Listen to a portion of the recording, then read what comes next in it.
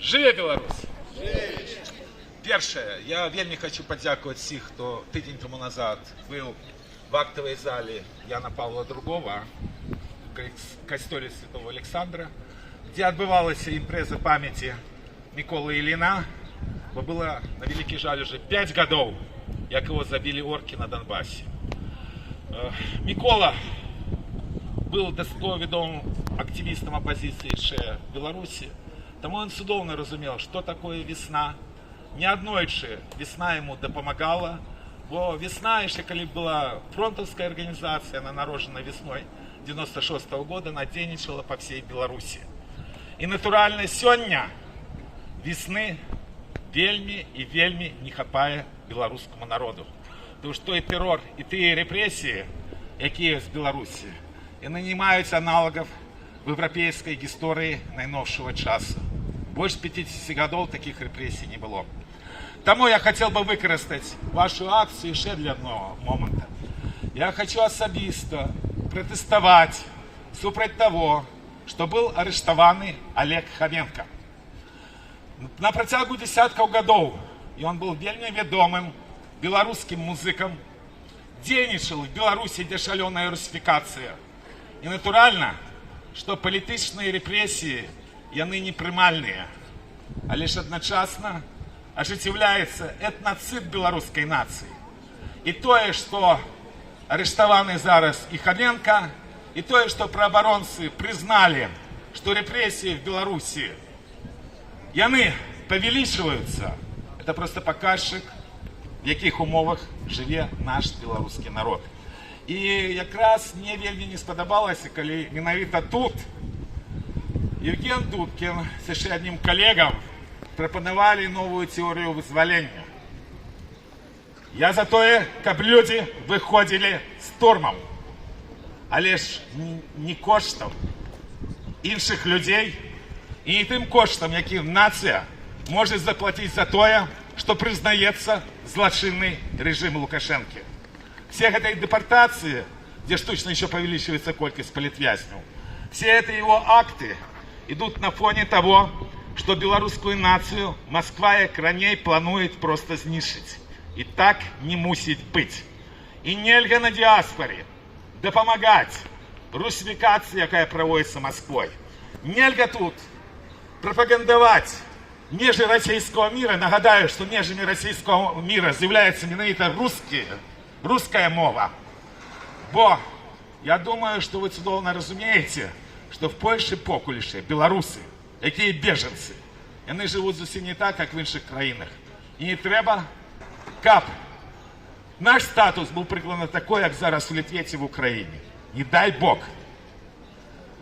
И апошняе. Я цалкам падтрымліваю акцию 9 жніўня. Прошу организаторов не забыться, что 9 жніўня 1910 года народилась великая Лариса Гениуш.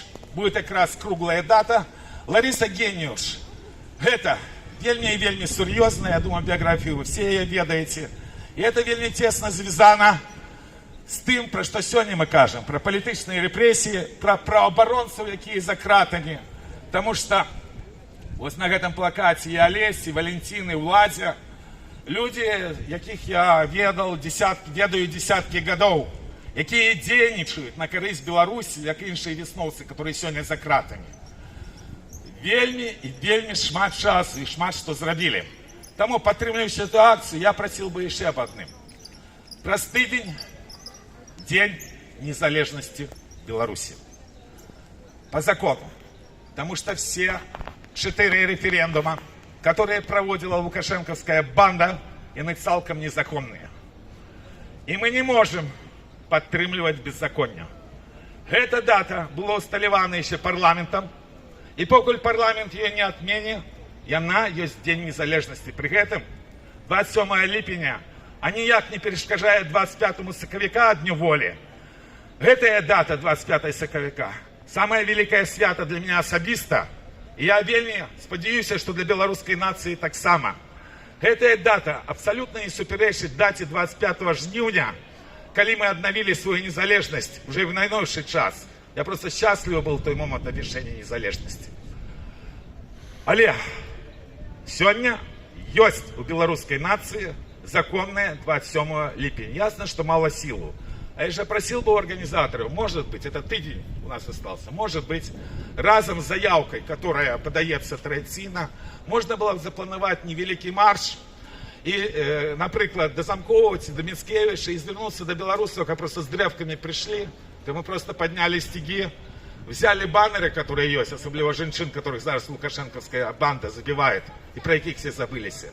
И хотя бы прошлись по Варшаве, и всем нагадали, что у белорусов все будет. И будет нормальное державное свято День незалежности. Бо мы нормальный народ. Между іншим, весна – это вельми поспеховая организация. Неупадково Олесь Беляцкий з'являється Нобелевским лауреатом.